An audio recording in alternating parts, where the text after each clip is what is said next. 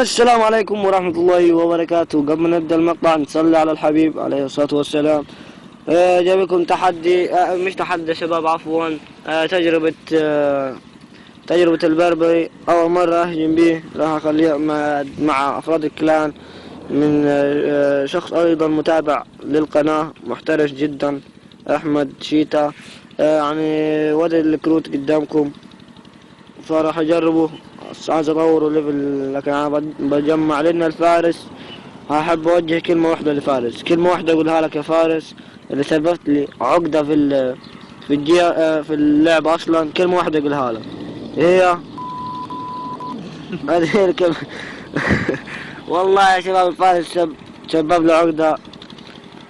شباب أنا أصلا مش قدمت، بس حطيتها في الإنتاج كده على سبيل يعني كده، يعني والله خلينا بمعنى الكلمة صح. وبعدين راح أجربها مع شخص، راح أجرب البربري معاكم مع شخص في الكلان مبدع جدا، وحش في الاستراتيجيات، بس مش عارف فينه.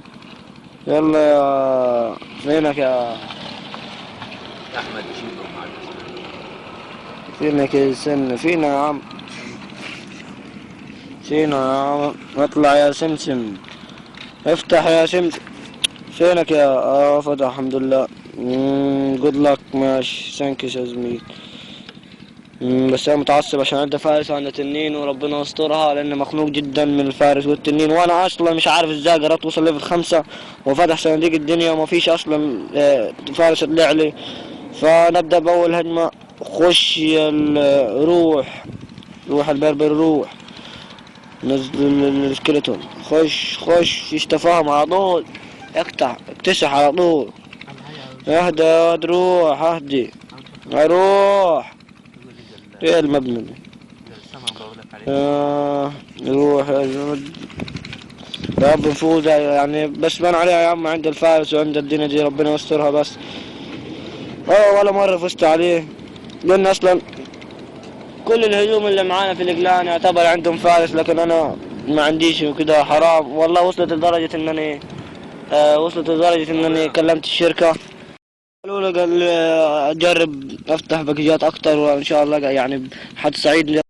قالوش ان شاء الله، بس احنا كده قلتها وخلاص. وشغال حتى الان الهجوم متوازن، لكن ربنا يستر ما ينزلش الفارس او التنين، ويا رب استرها يا رب. يروح. انا خايف ينزل من الجهة المعاكسة. والله يعني حسب النطق نزل هو بنفس الاستراتيجية، بس عنده برج البومبر. نزل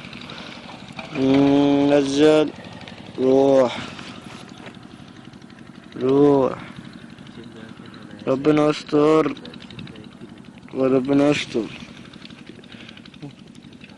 روح. اوه ربنا نزل الفارس والتنين مع بعض وكده اتهزمت. يا عم احد، روح الباب ننقذ، نحاول ننقذ الوضع.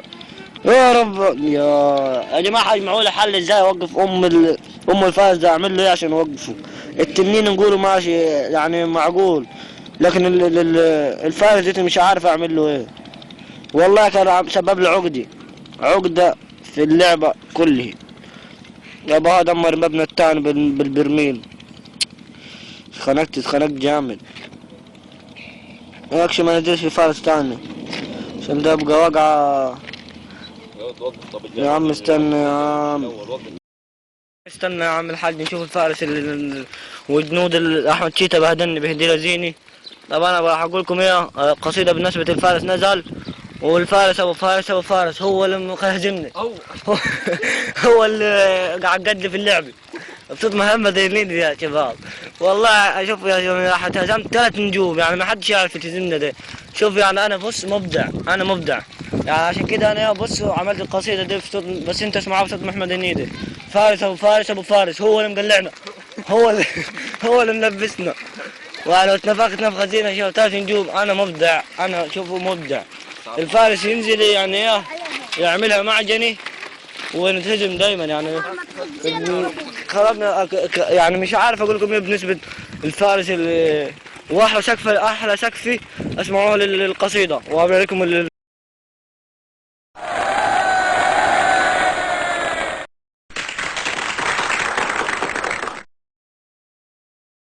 زي ما شفت السقفة كده يعني.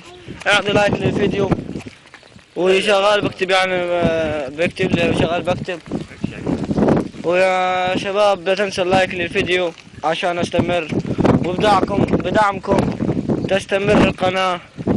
وألف شكر ألف شكر على الدعم الرهيب منكم، والله ألف شكر، أشكركم كثيرا. وانتظروني في حلقات قادمة ومثيرة بإذن الرحمن، وفي أمان الله، مع السلامة.